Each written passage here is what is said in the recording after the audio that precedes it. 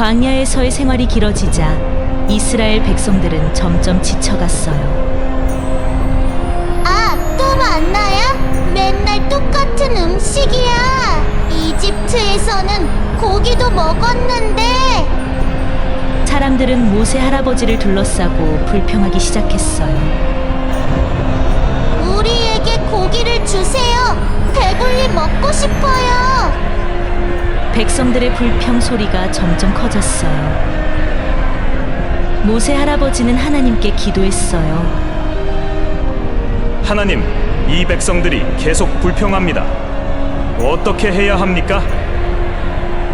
내가 그들에게 고기를 주겠다. 하루 이틀이 아니라 한 달 동안 먹게 할 것이다.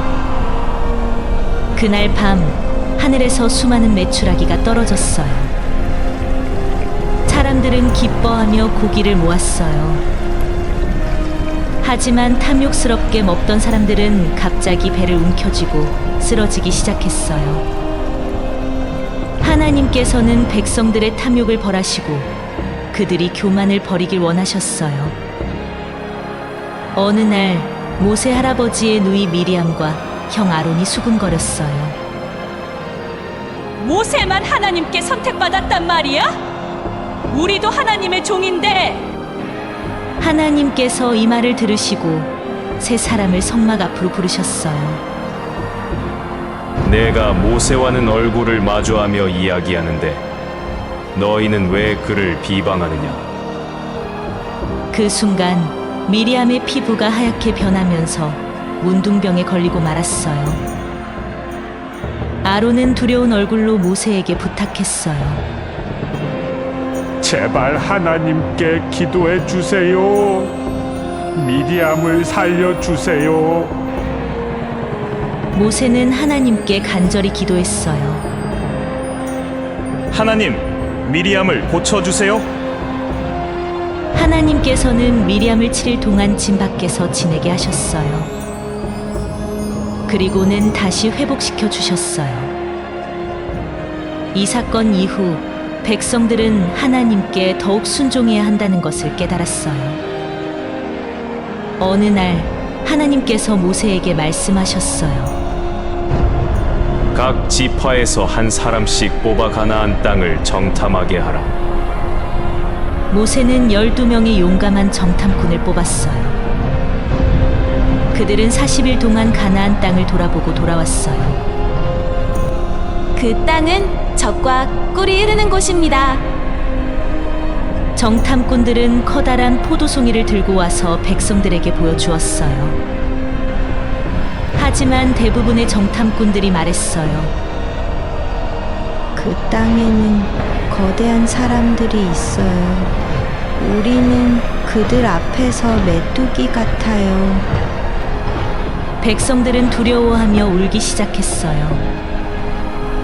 차라리 이집트로 돌아가자. 여기서 죽느니 다시 노예가 되는 게 낫겠다. 하지만 여호수아와 갈렙은 말했어요. 아닙니다.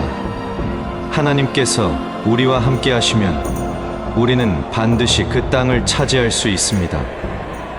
그러나 백성들은 그들의 말을 듣지 않았어요. 백성들은 화를 내며 모세와 아론을 돌로 치려고 했어요. 그 순간 하나님의 영광이 성막 위에 나타났어요. 하나님께서 모세에게 말씀하셨어요. 이 백성들이 언제까지 나를 거역하겠느냐? 내가 그들을 멸하고 새로운 민족을 세우겠다. 모세는 백성들을 위해 간절히 기도했어요. 하나님, 이들을 용서해 주세요. 만약 이들을 멸하신다면 다른 민족들이 하나님을 비웃을 것입니다. 하나님께서는 모세의 기도를 들으시고 백성들을 멸하지 않으셨어요. 하지만 불순종한 그들은 가나안 땅에 들어가지 못했어요. 그리고 40년 동안 광야에서 생활해야 했어요.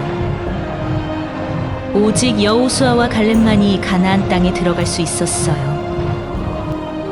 광야 생활이 길어지자 백성들은 또 불평하기 시작했어요. 왜 우리를 이집트에서 데려왔습니까? 만나도 싫고 물도 부족해요. 그때 하나님께서 불뱀을 보내셨어요. 뱀에 물린 사람들은 죽어갔어요. 백성들은 모세에게 달려가 외쳤어요. 우리가 잘못했습니다. 하나님께 용서를 구해주세요. 모세는 하나님께 기도했어요. 하나님께서 말씀하셨어요. 노수로 뱀을 만들어 장대에 매달아라. 누구든지 그것을 보면 살 것이다.